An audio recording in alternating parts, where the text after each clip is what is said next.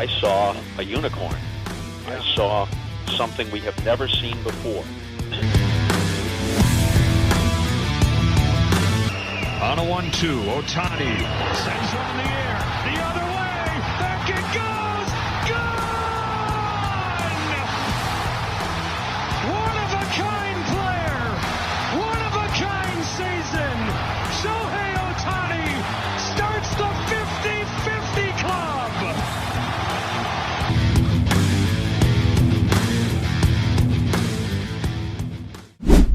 Bienvenue dans le Daily Show, l'émission quotidienne qui vous plonge dans l'actualité et les statistiques de Shohei Ohtani. Aujourd'hui, c'était le début de la post-season. Alors avant de parler des matchs, on va revenir sur l'actualité du début de semaine. Lundi, c'était la double confrontation entre les Mets et les Braves, en fait pour le dernier ticket en post-season, parce que les matchs avaient été reportés à cause de l'ouragan de fin de semaine dernière. Alors le premier match a été incroyable. Les Braves étaient devant 3-0, les Mets reprennent l'avantage 6-3. Ensuite, c'est les Braves qui repassent devant 7-6 et les Mets l'emportent au final 8-7. Donc c'était vraiment un match incroyable vu l'enjeu qu'il y avait. Au final, les deux équipes ont gagné un match, donc elles se qualifient tous les deux et c'est les D-backs qui sont éliminés de la post-season. Vu que c'était donc le dernier match aussi dans cette ligue, ça a couronné Chris Sale en tant que triple couronne au niveau des lanceurs. Il finit avec 18 victoires, 225 strikeouts et 235 en ERA.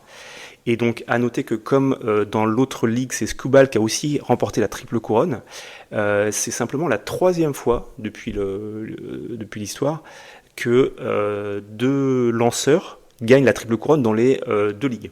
Donc la dernière fois, c'était en 2011, quand il y avait Clayton Kershaw et Justin Verlander, donc deux futurs Hall of Famers qui sont encore en activité, qui avaient également remporté la triple couronne chacun dans leur ligue.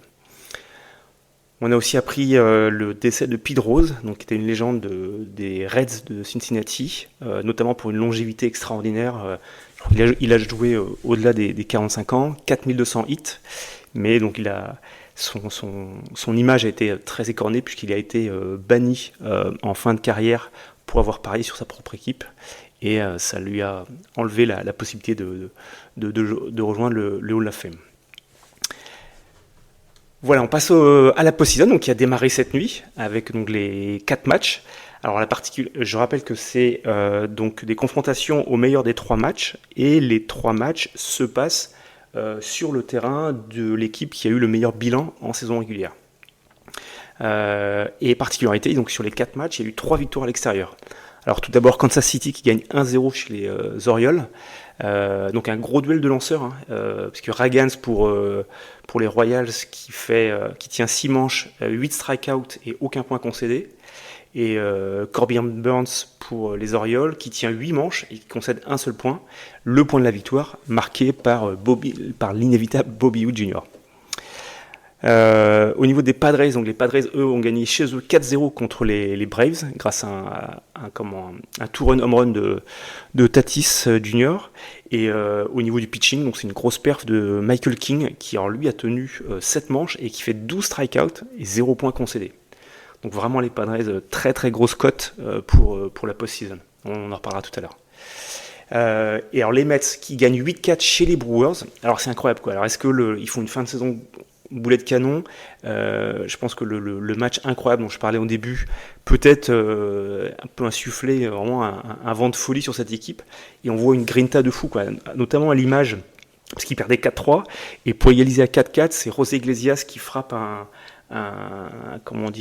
coup au sol vers le champ droit. La première base plonge pour l'avoir et lance au lanceur. Et il y a un sprint entre le lanceur et Iglesias pour aller en première. Et Iglesias plonge littéralement pour toucher la première avant le lanceur. Et ça score un point pour égaliser 4-4. Donc vraiment, peut-être sur ce brin de folie, attention aux Mets. Et dans le dernier match, les Tigers ont gagné 3-1 à Houston.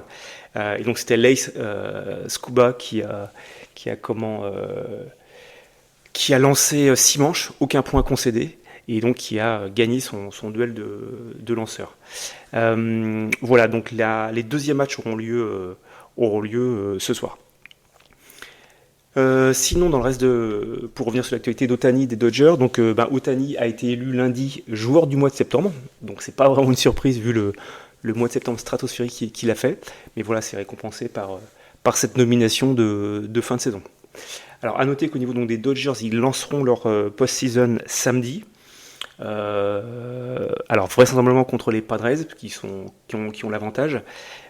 Très compliqué, franchement les Padres ils sont hyper chauds et vu les problèmes de rotation des Dodgers on peut être très inquiet, mais les discussions actuelles c'est sur l'organisation de la semaine, puisqu'en fait c'est la 3e saison d'affilée que les Dodgers sont qualifiés en post-season et sont exempts du premier tour et donc ont 5 jours de repos. Et la question c'est toujours comment tu gères ces 5 jours, puisque est-ce que tu vas profiter du repos, ou au contraire les équipes qui continuent de jouer restent dans leur dynamique, dans leur routine, alors que du coup les joueurs qui ne jouent pas pendant 5 jours, ça peut un peu briser leurs habitudes, leur routine et leur swing.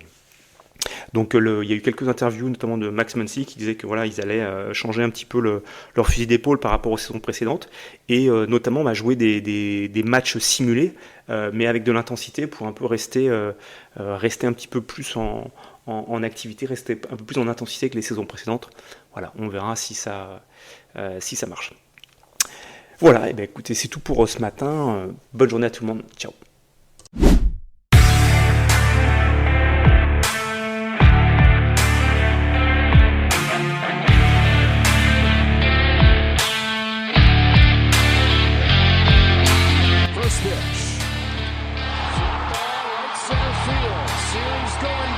At the track, he's at the wall.